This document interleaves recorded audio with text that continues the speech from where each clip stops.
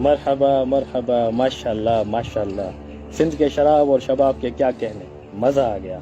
बस अब हाथों में एक ही खुजली है, समझ तो आप गए होंगे। जी जी शेख साहब, आप तैयारी कर लें, बस इसी वक्त निकलते हैं, फिर जितना दिल चाहे शिकार कर लेना।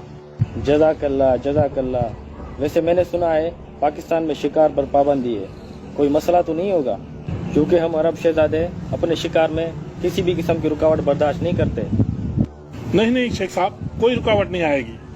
रही बात पाबंदी की, तो वो सिर्फ गरीबों के लिए है।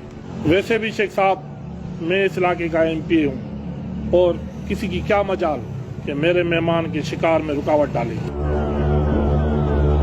यहाँ पर कानून और अदालत सब हम वडेरों के हिसाब से चलते हैं। आप इसे अपना इलाका समझ लें। माशाल्लाह माशाल्लाह, अब तो मेरे हाथों की खुजली और ज्यादा बढ़ गई है, और ये खुजली सिंध के परिंदों के खून से ही खत्म होगी। जी जरूर शेख साहब। रोए, गाड़ी निकालो और शेख साहब को शिकार पे ले जाओ।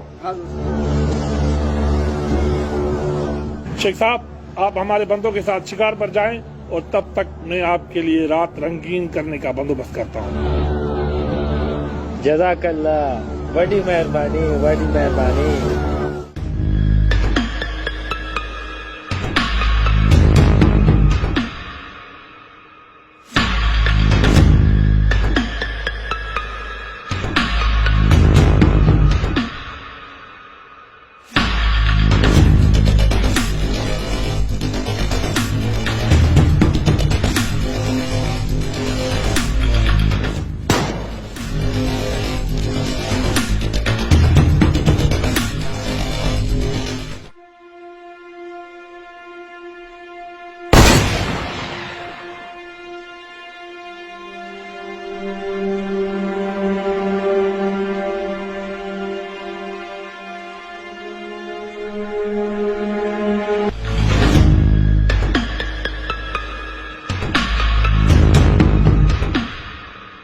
अदाई छा है?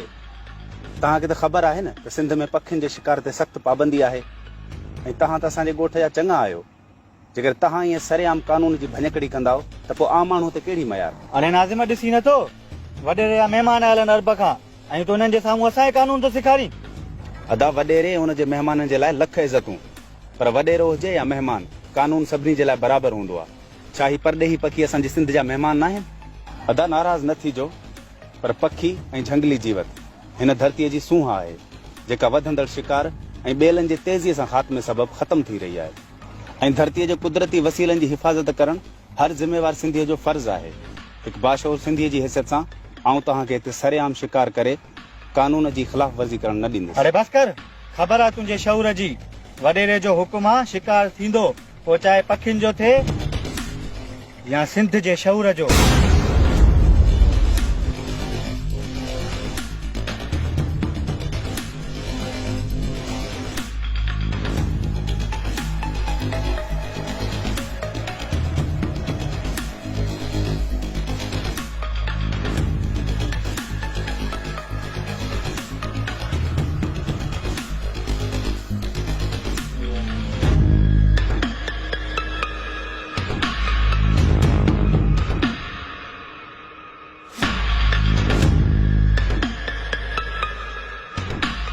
दोस्तों, ही ॾिसो छा पियो थिए।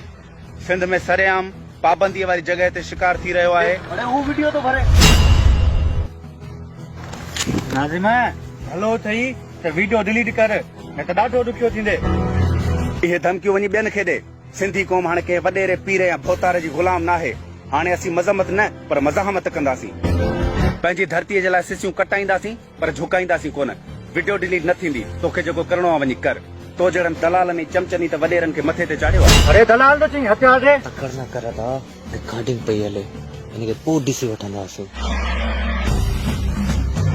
शेख साहब, हम बहुत शर्मिंदा हैं, आपके शिकार में रुकावट पेश आ गई, अभी हमें चलना होगा।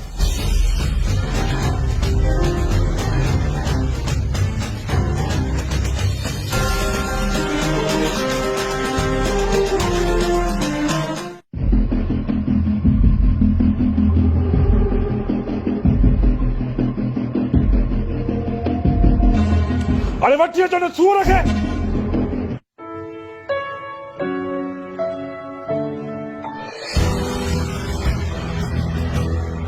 अड़े हल नाज़िम वॾे रोहताक ते घुरायो अथई फैसले लाइ। बाबा मूंखे ॼाम सॾरायो आहे, मां थोरी देरि में अचां थो, ठीकु आहे?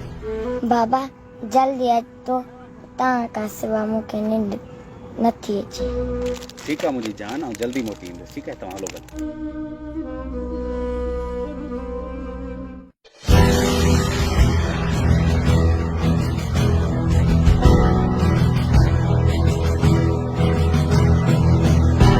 वैसे ही आहे सिंध जे शौर जो ठेकेदार जंहिं तव्हांजे ख़ासि महिमाननि जे शिकार में खलल विधो। अरे इहो मां छा पियो ॿुधां? रेसे जे इलाइक़े में तव्हांजे महिमाननि शिकार पे कयो, उते असांजा घर आहिनि, ऐं ॿियो त उन इलाइक़े में शिकार ते सख़्तु पाबंदी आहे। कानून? सिंध में कानून बि आहे छा? कन खोले ॿुधी छॾ छोरा, हिते कानून बि आऊं आहियां ऐं हिते अदालत बि आऊं आहियां। तो मुंहिंजे महिमाननि खे शिकार खां रोके वॾी ग़लती कई आहे। अॼु हिते मुंहिंजा महिमान आयल आहिनि, मां तोखे हिकिड़ो मौक़ो ॾियां थो, तूं इहो वीडियो डिलीट कर ऐं मुंहिंजे महिमान खां माफ़ी घुर। वॾेरा माफ़ी ग़लतीअ जी थींदी आहे, ऐं ग़लती मूं न पर तव्हांजे अयाश महिमाननि कई आहे। कानून खां मथां केरु नाहे, वीडियो डिलीट न थींदी। तव्हांजे महिमाननि कानून तोड़ियो आहे, जंहिंजी सज़ा हुननि खे मिलंदी। ऐं इहा वीडियो खणी आला ऐवाननि ताईं पंहिंजी धरतीअ जो केस विढ़ंदुसि। अरे घणी ॾियारी न हण, धरती धरती थो करी। छा महिमान नवाज़ी सिंध जी सकाफ़त न आहे? महिमान नवाज़ी? इन महिमान नवाज़ीअ त असांखे हेतिरे क़दुरु आंदो आहे जो अॼु असांजी धरतीअ ते धारिया क़ाबिज़ थी चुका आहिनि, ऐं अॼु सिंधी क़ौम पंहिंजी ॿोलीअ ऐं पंहिंजे वजूद जी बका ख़ातिर पंहिंजे नौजवाननि जो रतु पाणीअ वांगुरु वहाए रही आहे। रेस नाराज़ न थीजो, पर इहा महिमान नवाज़ी न पर दलाली आहे, ऐं जेकॾहिं तव्हांखे इंसाफ़ नाहे करणो तव्हां इंसाफ़ जे लाइ कोर्ट जो दरवाज़ो खड़काईंदुसि। अस्तगफिरुल्लाह अस्तगफिरुल्लाह, ये तुमसे कैसे बात करता है? हम तो तुमको वडेरा समझता था, पर तुम्हारा तो कोई इज्जत ही नहीं। नाज़िम तो मुंहिंजे महिमान जे अॻियां मुंहिंजी बेइज़ती कई आहे। तूं पंहिंजो नहीं, तोखे मां छॾियां थो, तर हितां।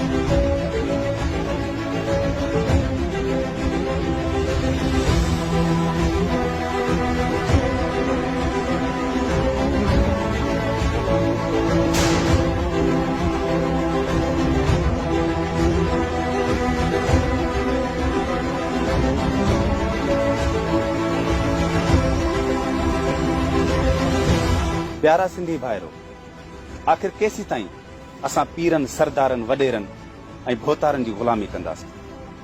कॾहिं असांजे क़ौम में शऊर ईंदो? हाणे वक़्तु अची चुको आहे त हिननि वॾेरनि भोतारनि खे पंहिंजी औकात यादि ॾियारिजे। नाज़िम जोखे जो क़त्ल पूरी सिंध जे शऊर जो क़त्ल आहे, ऐं जेकॾहिं असीं अञा बि ख़ामोश रहियासीं त ग़ुलामी असांजे ईंदड़ नसुलनि जो मुक़दर बणिजी वेंदी। असां टीम SBA वाइन्स नाज़िम जोखे जे बेगुनाह क़त्ल जी सख़्त लफ़्ज़नि में मज़म्मत करियूं था, ऐं तव्हां सभिनी खे इहो अर्ज़ु था कयूं त पंहिंजो क़ौमी फ़र्ज़ु सम्झी हिन वीडियो खे वधि खां वधि शेयर कंदा। महिरबानी।